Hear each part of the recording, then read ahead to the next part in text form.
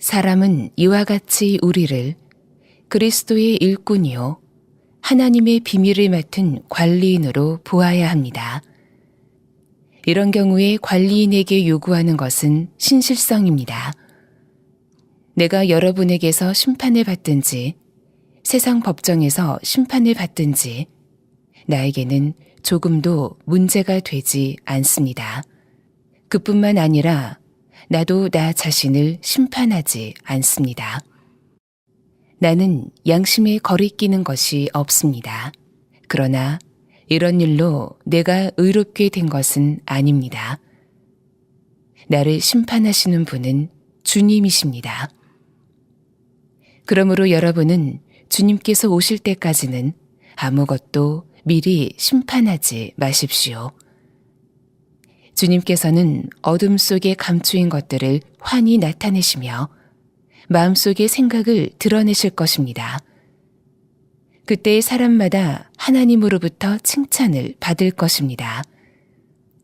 형제자매 여러분, 나는 여러분을 위하여 이 모든 일을 나와 아볼로에게 적용하여 설명하였습니다.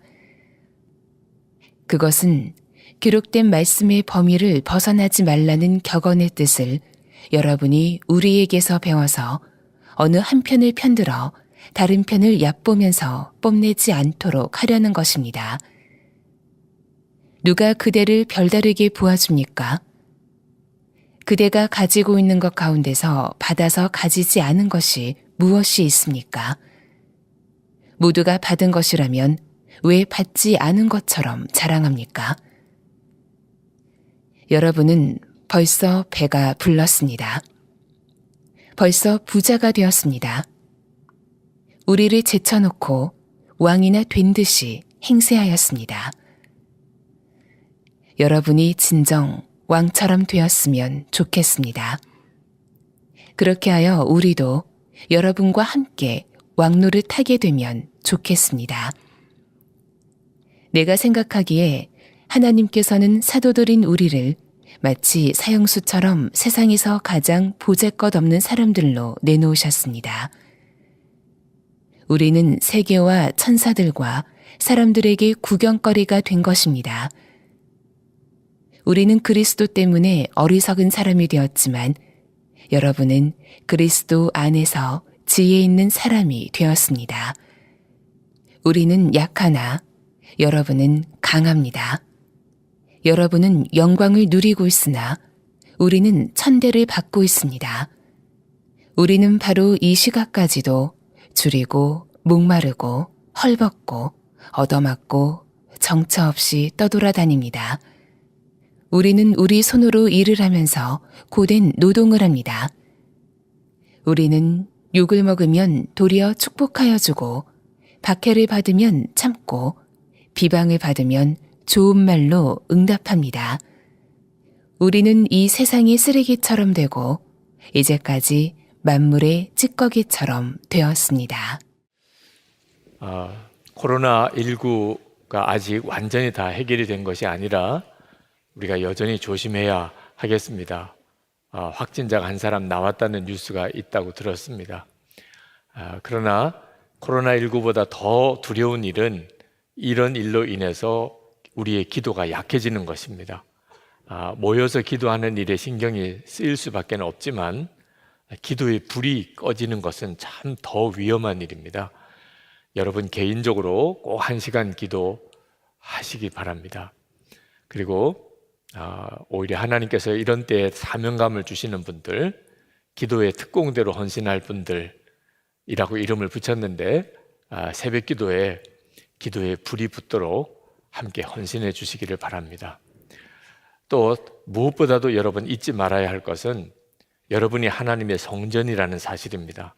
성령 하나님께서 여러분 안에 계십니다. 성부 하나님과 성자 하나님 동일하신 분입니다. 그 하나님께서 지금 여러분 안에 여러분을 성전 삼아 여러분 안에 계십니다. 이 사실을 정확하게 믿고 살면 세상 사람과 완전히 구별된 삶을 살 수밖에 없습니다. 그 중에 하나가 다른 사람을 심판하지도 않고 또 누가 심판을 해도 무너지지 않는 사람이 되는 겁니다. 사도 바울이 고린도 교회를 개척을 한 사람입니다. 그런데 고린도 교회 교인들로부터 말도 안 되는 비난을, 심판을 받았습니다. 그런 말을 들을 때 사도 바울이 얼마나 힘들었겠습니까? 왜 이런 일이 벌어졌냐 하면 고린도 교회 안에 파벌이 생겼기 때문에 그렇습니다. 이 당파가 생기는 것은 정말 무서운 일입니다. 이 당파심이 가지는 특징은 사람을 내 편과 다른 편으로 가르는 겁니다. 내 편은 무조건 좋은 사람이고 다른 편은 무조건 나쁜 사람. 이렇게 된 이유는 예수님을 바라보지 못하기 때문에 그렇습니다. 예수님의 종들, 바울이나 아볼로나 베드로나 다 예수님의 종들입니다. 근데 예수님의 종인 사람들, 나는 이 사람이 좋아, 난 이 사람이 더 옳다고 생각해. 그러면서 파가 나뉘어 버리니 그 주인 되신 분은 한 분이신데 이게 기가 막힌 일이죠. 우리가 정말 예수님이 우리 안에 거하시고 그리고 우리 안에 함께 계신 것을 진짜 믿지 못하면 어쩔 수 없이 사람들이 모인 곳이기에 교회 안에도 다툼과 싸움이 생기게 마련입니다. 저는 어려서부터 교회 안에서 자라면서 싸우는 걸 많이 봤습니다. 참 어린 나이에도 이해가 안 되는 것이 그렇게 친하던 분들이 원수가 되고 그렇게 싸우던 분들이 또 어느 날 갑자기 또 무리지어 돌아다니는 거 볼 때 어린 아이들도 참 어른들 이해가 안 된다 그런 생각이 들더라고요. 그래서 교회 안에 정치가 생기는 겁니다. 어쩔 수 없이 교회도 파가 나누어진다고 생각하는 거죠. 싸움이 생기고 그로 인해서 하나님의 영광이 가려워지는 일이 왜 일어나는가? 우리가 하나님의 성전인 것을 그냥 교리로만 아는 거예요. 진짜 하나님이 내 안에 계시다는 것을 믿지 못하는 것입니다.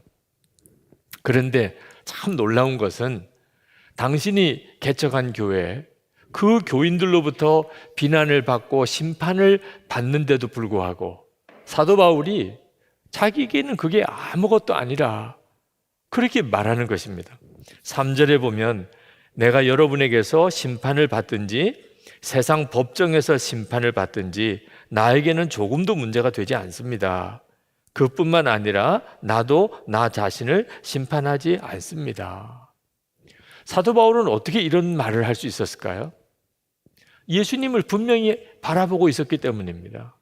심판은 주님이 하시는 것이 진짜입니다. 그 주님을 바라보고 있으니까 다른 사람을 심판하지도 않고 누가 심판을 한다고 해서 무너지지도 않는 겁니다. 사도 바울이 비난의 말을 들었을 때 사도 바울은 자기 자신을 돌아보았습니다. 내가 정말 그런 말을 들을 만한 일을 했나? 근데 그렇지 않았습니다. 양심에 조금도 거리끼지 않았다고 그랬습니다. 그렇다고 해서 사도 바울이 자기가 온전한 의인이라고 말하는 것은 아니었습니다. 그런 비난을 받을 일은 하지 않았던 겁니다. 그리고 그것을 자기 안에 계시는 예수님이 아십니다. 그러면 충분하다는 거예요.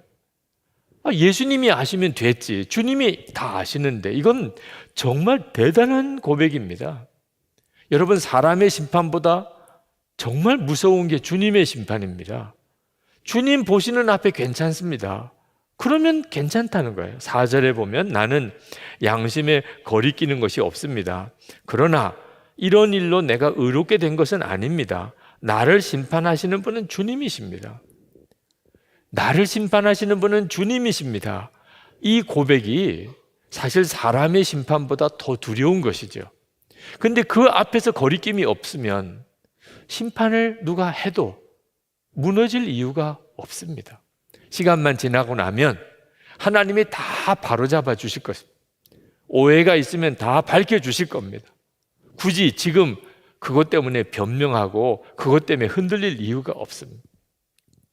제가 목회하면서 가장 힘든 것이 이런 근거 없는 오해, 비난을 받을 때입니다. 실제로 그런 비난을 꽤 많이 듣는 자리에 있습니다. 매일 이렇게 컬럼을 쓰는 목적은 예수님을 바라보자고 함인데 왜 거기에 그런 비난의 글들이 달리는지 때때로는 참 난감할 때도 있습니다. 그게 괜찮다고 말할 사람이 어디 있겠어요? 내가 잘못한 것을 누가 지적한 것도 쉬운 일은 아닌데 내가 하지도 않은 잘못을 비난받을 때는 정말 마음이 무너지지요. 그런데 그것도 시간이 지나고 보니까 유익함이 있더라고요. 우선은 저 자신을 철저하게 돌아보게 됩니다. 누가 나에게 어떤 비난의 말을 했을 때 내가 그런 비난을 받을 만한 일을 혹시 한 거는 없을까 돌아보게 돼요. 잘못한 게 느껴지면 바로 고백하고 회개하면 되죠. 그런 잘못이 없으면 그러면 주님이 아시면 끝인 거죠. 더 기도하게 되고 그리고 주님께 더 가까워지게 되더라. 사람의 칭찬과 비난에 연연할 게 아니구나 하는 걸 깨닫게 되고 그리고 주님을 더 사모하게 되니 근거 없는 비난조차도 어떤 때는 유익을 주더라고요. 실제로 교회 일을 열심히 하고 또 교회에서 어떤 중한 직책을 맡은 분들 중에 어떤 사람의 말 한마디 때문에 속절없이 무너지는 사람들을 많이 봅니다. 내가 왜 이런 말을 듣고 해야 돼요? 왜 내가 이런 말을 들어야 됩니까? 아주 막 흔들리고 어떤 분들은 스스로 자책해서 무너지는 사람들도 있습니다. 이유는 하나입니다.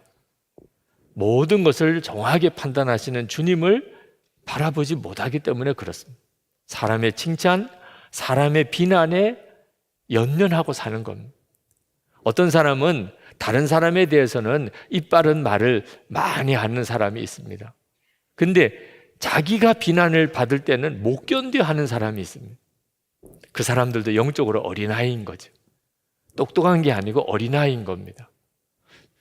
우리가 하나님의 성전인 것을 정확하게 아는 것은 대단히 중요합니다. 심판하지도 않고 심판을 받는다고 무너지지도 않습니다. 어느 목사님이 사람의 말에 굉장히 예민한 분이 계셨는데 어느 날 목회 그만두시겠다고 그랬습니다. 어느 교인의 말 한마디 때문에 나 더 이상 목회 못하겠다고. 그걸 지켜보던 사모님이 참 안타까워서 그 목사님에게 그런 말씀을 드렸습니다. 당신이 사람의 말에 대해서는 그렇게 중하게 생각하면서 하나님이 주시는 말씀에 대해서는 왜 그렇게 관심이 없습니까? 목사님이 충격을 받았어요. 내가 그런가? 생각해 보니까 하나님이 나에게 뭐라고 하시는가에 대해서는 신경을 안 쓰고 살았어요. 그래서 하나님께 나아갑니다. 하나님, 주님이 보시기에는 어떻습니까? 그러면서 이분이 그 위기를 넘어갔어요. 사도 바울은 자기 자신이 그리스도의 일꾼, 종이라는 뜻이죠. 그리고 하나님의 비밀을 맡은 관리인이라고 그렇게 고백했습니다. 1절에 보면 사람은 이와 같이 우리를 그리스도의 일꾼이요 하나님의 비밀을 맡은 관리인으로 봐야 합니다. 이런 경우에 관리인에게 요구하는 것은 신실성입니다. 이 고백이 사도 바울이 정말 예수님과 동행하는 사람이었구나 하는 증거예요. 자기를 예수님의 종이라 하나님의 비밀을 맡은 관리인이라고 한 거예요. 그러니까 사실 고린도전서 3장에서 고백한 것처럼 아무것도 아닌 거예요. 아무것도. 심은 자도 물 주는 자도 아무것도 아니로되 오직 자라게 하시는 분은 하나님이시고 나는 예수 그리스도의 종일 뿐이에요. 하나님의 복음의 비밀의 관리인입니다. 바울도 아볼로도 베드로도 다 똑같아요. 그러니까 오직 예수님만 바라보는 겁니다. 당신은 주님의 종이니까 주님이 하라는 대로 해야 하니까. 그래서 실족하지 않게 되고 이것이 바로 하나님의 종된 자의 신실성입니다. 주님을 항상 주목하고 주님이 하라는 대로 하는 사람. 그리고 고린도 교회 교인들에게 여러분들도 그렇게 해야 합니다. 사람 바라보지 마세요. 나는 아볼로파다, 나는 바울파다, 나는 베드로파다. 제발 그렇게 하지 말고 그 주인 되시는 예수님을 바라보세요. 우리가 정말 예수님을 바라본다면 섣불리 어떤 사람을 심판하게 되지 않습니다. 5절 말씀에 그러므로 여러분은 주님께서 오실 때까지는 아무것도 미리 심판하지 마십시오. 모든 것을 아시는 분은 예수님밖에 없기 때문입니다. 5절 하반절에 주님께서는 어둠 속에 감추인 것을 환히 나타내시며 마음속에 생각을 드러내실 것입니다. 솔직히 말해봅시다. 우리가 사실을 다 알 수 있어요? 어떤 사람의 마음 속까지 우리가 다 알 수 있습니까? 어떤 사실 형편에 대해서 우리가 정확하게 볼 수 있습니까? 우리 안에 누구나 다 편견이 있습니다. 어떤 사람은 그냥 괜히 좋아 보이고 어떤 사람은 괜히 싫습니다. 우리는 정확한 사람이 아니에요. 그런데 어떻게 어떤 사람을 심판할 수 있겠습니까? 심판은 전적으로 주님이 하시는 거죠. 우리가 하나님 앞에 가 섰을 때 가장 두려울 일이 무엇일까? 이사야가 하나님을 뵙고 입술을 부여잡고 떼굴떼굴 구르면서 두렵다고 그랬습니다. 말 함부로 했던, 하나님 앞에 섰을 때 우리가 말 함부로 했던 것, 어떤 사람에 대해서 내가 함부로 말했던 것이 얼마나 두려운지. 여러분, 사도 바울을 욕하고 판단하고 심판했던 사람들, 지금 하나님 앞에서 어떤 심정이겠습니까? 이것이 오늘 우리가 명심해야 될 일입니다. 우리는 비난받을 때가 있습니다. 그러면 정직하게 자기를 돌아봐야 됩니다. 사람의 심판보다 더 두려운 게 주님의 심판입니다. 뭔가 잘못됐다고 깨달아지면 절대로 숨기지 말고 정직하게 고백하고 회개해야 돼요. 그게 살 길입니다. 만약에 그때도 회개하지 않으면 그는 화인 맞은 사람, 성령을 속이는 사람, 아나니아와 삽비라 같이 되는 사람입니다. 그건 진짜 무서운 것입니다. 그러나 주님 앞에서 부끄러움이 없다면 그러면 담대해야 됩니다. 절대로 무너지면 안 됩니다. 사람은 심판하고 말은 이런저런 말이 있겠지만 결국 지나고 나면 하나님이 다 판정 내려주십니다. 오직 중요한 것은 예수님의 판단입니다. 근데 예수님이 어떻게 판단하시는지 그걸 어떻게 알 수 있습니까? 여러분, 어렵지 않습니다. 우리 주님은 도대체 뜻이 무엇이며 주님의 판단은 도대체 무엇일지 너무 분명합니다. 성경책이 있습니다. 이 성경책 속에 주님의 뜻, 말씀이 다 들어 있습니다. 기준이 분명해야 합니다. 성경입니다. 그래서 사도 바울이 아볼로와 자기를 예를 들어가면서 고린도 교회 교인들에게 권면한 것이 기록된 말씀의 범위를 벗어나지 말라는 것입니다. 항상 모든 것에 대한 판단은 하나님의 말씀인 성경을 가지고 하라는 겁니다. 지금 정치 문제로 교인들까지도 요동하고 있는 지금 때에 있습니다. 아마 선거가 앞두고 있으니까 이 문제는 점점 더 심해질 가능성이 있습니다. 여러분, 우리 기독교인들도 정치적인 견해를 가질 수 있습니다. 그것은 절대로 잘못된 건 아닙니다. 어떤 사람은 보수 쪽이고 어떤 사람은 진보 쪽일 수 있습니다. 문제 아닙니다. 예수님께서는 보수와 진보를 다 아우르는 분입니다.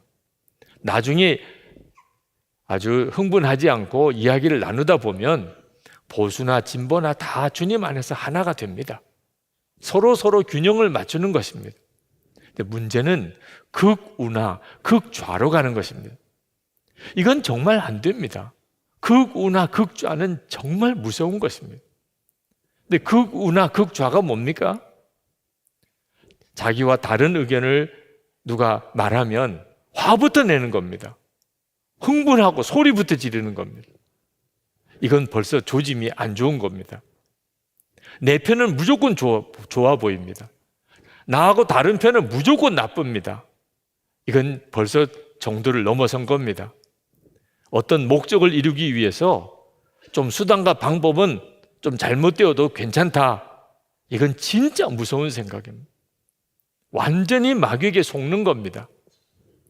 하나님의 성전된 사람, 예수님이 그 마음에 거하시고 그 사람이 왕이 된 사람은 그렇게 할 수가 없습니다. 여러분이 만약에 이런 경향으로 흐르고 있다면 반드시 바로 잡아야 합니다. 성경은 기록된 말씀의 범위를 벗어나지 말라고 그랬습니다. 성경은 도대체 뭐라고 기록을 하고 있습니까? 하나님께서는 우리를 화목하게 하는 직분을 주셨다고 말씀했습니다. 고린도후서 5장 18절에 그가 그리스도로 말미암아 우리를 자기와 화목하게 하시고 또 우리에게 화목하게 하는 직분을 주셨으니, 우리는 하나님과 원수였습니다.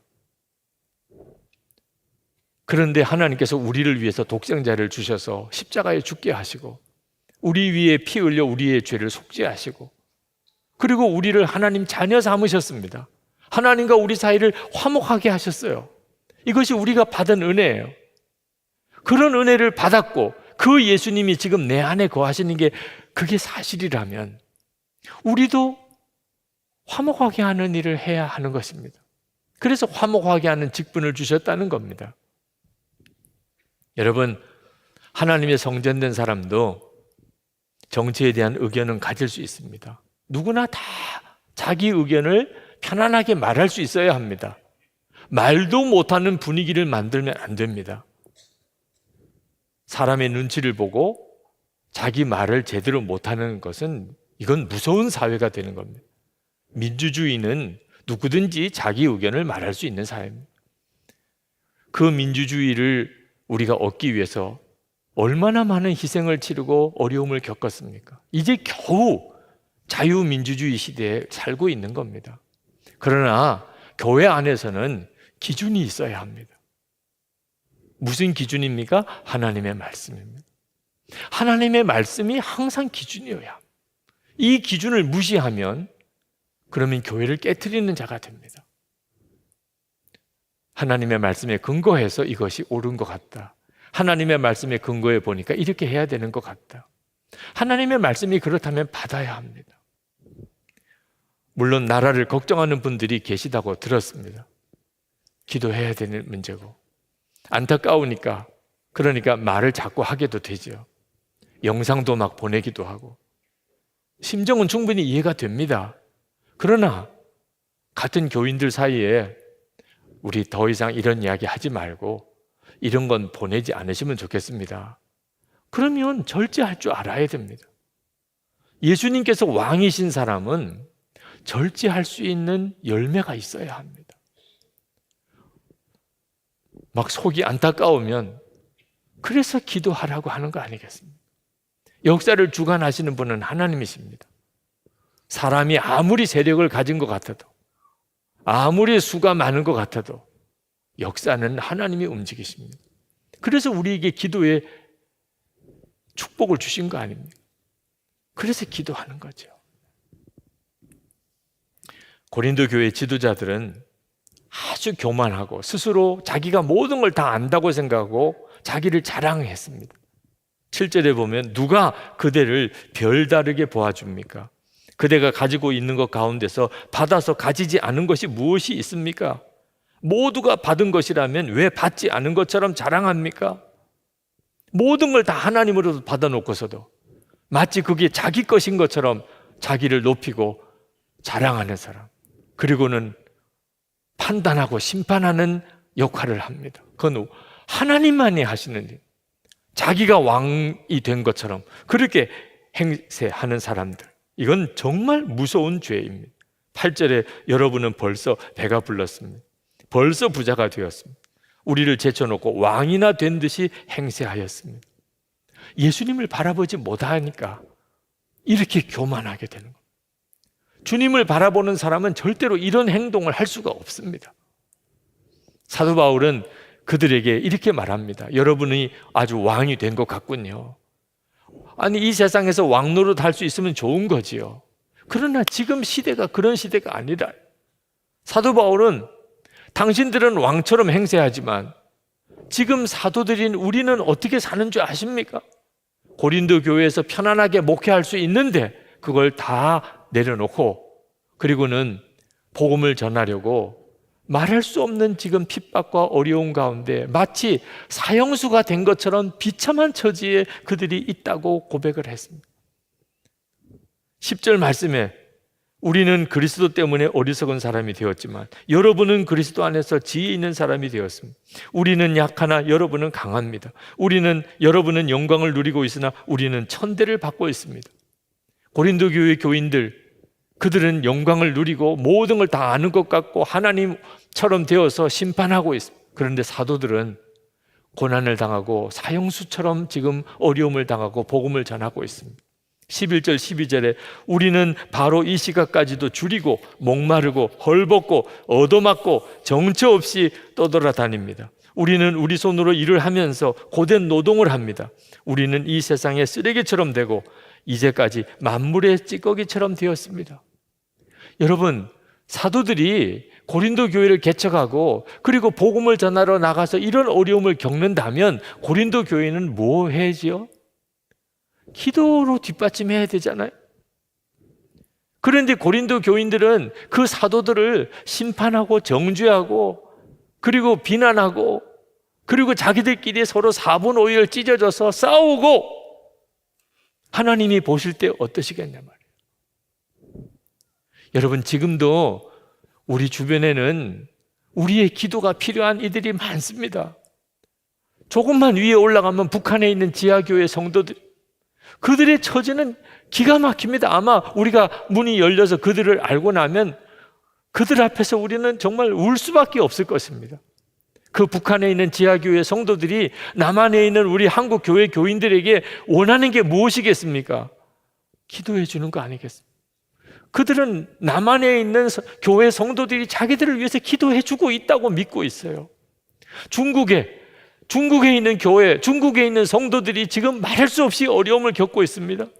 근데 중국 교회와 성도들이 우리 한국에 있는 교회와 성도들이 자기들을 위해서 기도해 주고 있는 줄 알고 있어요. 정말 기도가 필요하니까요. 여러분, 주님의 재림을 준비하기 위해서 편안한 삶 다 포기하고 지금 해외로 나가 선교사님들이 얼마나 많이 나가 있습니까? 그 선교사님들은 고국에 있는 파송교회가 자기들을 위해서 기도해 주고 있을 줄로 알아요.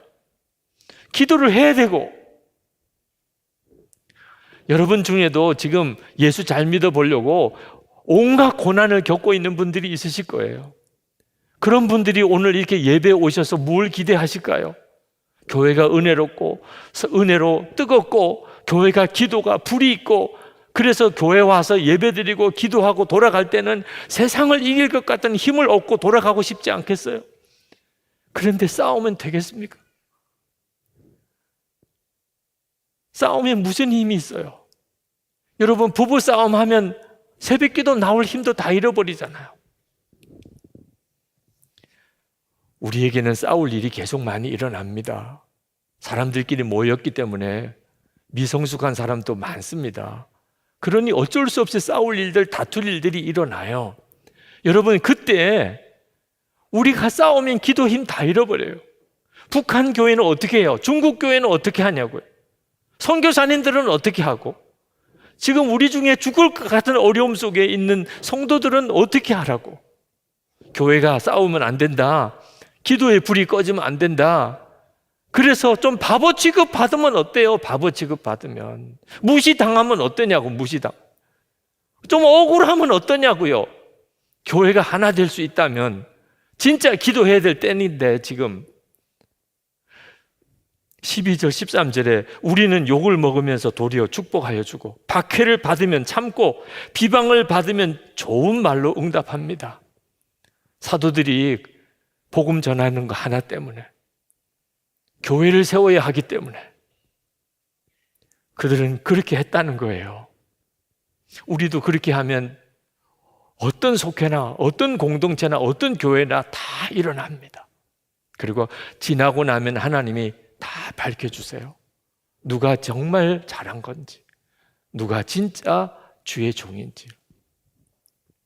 저는 이 설교를 준비하다가 사도 바울의 믿음이 부럽더라고요. 고난 당하는 줄 알아요. 고린도 교회에 있으면 편안해요. 나가면 고난 당해요. 그런 줄 뻔히 알면서도 사도 바울은 나갔어요. 하나님의 뜻이라고 확신했기 때문에.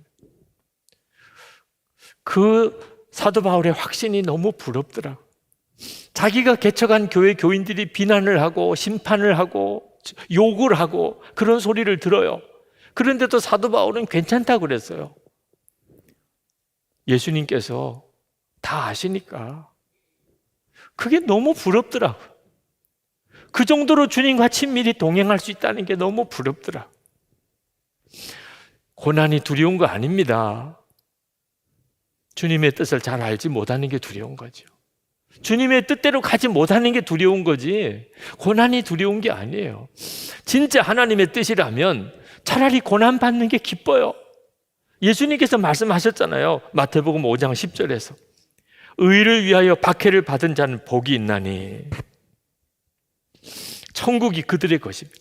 나로 말미암아 너희를 욕하고 박해하고 거짓으로 너희를 거슬러 모든 악한 말을 할 때에는 너희에게 복이 있나니 기뻐하고 즐거워하라. 하늘에서 너희의 상이 큼이라. 너희 전에 있던 선지자들도 이같이 박해하였느니라. 모세도 그 이스라엘 백성들이요 얼마나 모세에게 못되게 했는지. 다윗이 그렇게 충성을 바쳤던 사울 왕에게 질투심 때문에 죽이고자 하는 작정을 하고 쫓아다니는 어려움을 겪었습니다. 예수님과 동행하는 삶을 살 때도 어려움이 와요. 그러나 주님을 바라보면 진짜 하나님의 성전으로 살면 누가 나를 심판해도 무너지지 않습니다. 예수님 한 분이면 충분하니까. 오늘 이 시간 여러분의 가정, 여러분의 일터, 여러분의 교회 생활에서 시험들 일은 계속 일어나고 또 별의별 말들 들을 때도 있습니다. 그때 주님을 진짜 믿는 사람 아니면 다 무너집니다. 누군가는 흔들리지 않는 사람이 있어줘야 돼요. 심판하지도 않고 심판받아도 무너지지도 않는 정말 예수님을 진짜 믿고 주님을 바라보는 이가 가정에 한 사람만 있어도 가정은 무너지지 않아요. 우리 교회가 무너지지 않으려면 우리가 다 그런 믿음을 가져야 돼요. 우리 사회를 붙들어 줄 수 있는 사람이 누굽니까? 교회가 어디에 있습니까? 좌냐 우냐 극단적으로 치달아가는 서로 말할 수 없이 욕을 해대는 지금 이 사회를 누가 중심을 붙들어 줄 겁니까?